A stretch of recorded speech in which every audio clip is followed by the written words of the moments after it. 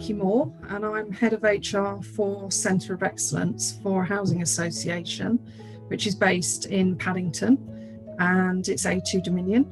And I lead on Wellbeing and a number of other initiatives, including ED&I, talent acquisition, and things like flexible benefits. From a manager's perspective, it's really important because you will notice a difference in an individual's well-being, which could impact their performance. And also, as a duty of care as a manager, you need to be important to spot any changes. And with the cost of living as it is at the moment, mental health issues could well be driven by concerns around managing their own finances. So they're all inextricably linked, really. So it's really important that we understand, what it is that's driving those problems, because it can have a really big impact on people's mental health. And their mental health generally, if they are impacted, is going to be affecting their whole demeanour, how they are at work and how they perform. So you as a manager, it's important that you manage that and do the best you can to support it. Mental health is a real risk to organisations, particularly since the pandemic. All of us as human beings become much more vulnerable. And as a manager, we have a responsibility to support employees through that. So certainly from my experience, we've had to train our managers to create a safe, trusting environment where people can talk about things like mental health. And for instance, Men's Mental Health Awareness Month, November, we've been doing things around that as well. But without knowing how to broach that conversation, managers could quite easily dig themselves a rut and make a pig's ear of it and destroy that trust.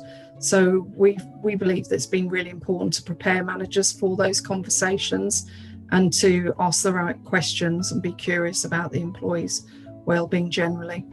Because of the rising cost of living, people they're more absent, they're more distant, they're more concerned about how they're going to pay the bills. So it's really important that we normalise those conversations, that we have a discussion in team meetings and hopefully in a one-to-one in a very confidential environment.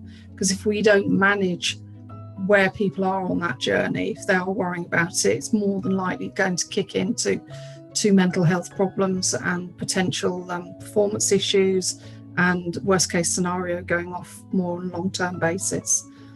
So it's really important that we have those conversations and try and mitigate that stigma around discussing people's financial well-being. I was introduced through one of my contacts on LinkedIn, and Ryan was quite instigated a really important network on LinkedIn around well-being, and it's then kind of morphed into more of a financial well-being network.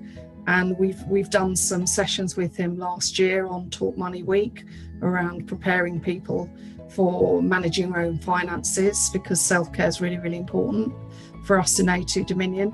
But also that's extended in a broader relationship through working with him for West Kent CIPD, which I volunteered for. And we did an amazing session a couple of months back, which we had 90 people attend, where we shared our understanding of the signs of well-being and deterioration and what an employer should do, duty of care, and sharing best practice among a number of organisations.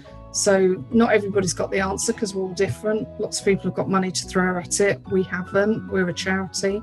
So it's really important we learn from each other and support each other through these times. So Ryan and I have worked on probably about 3 or 4 things now, and recently being part of his training pilot. Took the chance to mix my HR business partners in with my wellbeing ambassadors and my mental health first aiders.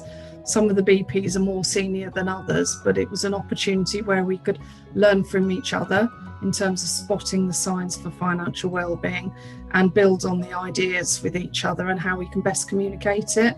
So the way it was structured, it was kind of, okay, how do we spot the signs? What are they? And how can we actually apply that in practice? So it was just a really safe, contained slot just over the lunch period. It wasn't, half a day that people had to book out. So it's a good reminder for some, but also, some useful insight to the more of the newbies really in the wellbeing group. So the fact it was very informal as well, certainly were gathering feedback, and they learned a huge amount. With the mental health side, it was really useful to have Katrine because of her background, having worked with Mind, and her understanding around the psychology and the mental health issues and how that manifests itself in the workplace, which was of particular interest to the Wellbeing ambassadors and the BPs, but also drawing on Ryan's background, having been a qualified financial advisor in a previous world. That was really useful because of the information that he's able to share to provide solutions. So it's not just talking about it, it's actually practical ideas about how to take that conversation forward. So I think the combination of the two is really, really important given the cost of living crisis that we're facing at the moment. For us, it was being able to tease ideas amongst us, really to say, okay, what can we do to share with managers that's not too long-winded, because they're really, really busy at the moment. So information that's readily available, and also how we could take it forward. So we're going to work with our communications team to build a financial wellbeing zone and have access to information all in one place. So it highlighted the need to bring it all together and to remind people of the concerns, of the importance to have confidentiality around it, but to keep refreshing it and to keep using the material, in everyday conversation. So it was really a catalyst, really, for us to optimise all the information that we've got. So that's the feedback that we've received so far. We've done it just within HR and the Wellbeing group so far, but we can use that as part of our own training that we offer to senior managers around confident conversations, which is all to do with psychological safety. So we can make it real and give some practical guidance around that. It could be a number of groups, really. I mean, I chose to work with Ryan, particularly on the wellbeing side, the ambassadors and the mental health first aiders, to equip them, because some of the really gifted volunteers, they haven't had experience of how to start those conversations up. But it could equally be useful to senior managers or even your exec who don't really have much opportunity to discuss the softer side. So it can be tailored towards that, perhaps facilitated by one of your senior HR people. So it's quite far-reaching, really. It could be adapted for any groups depending on their background.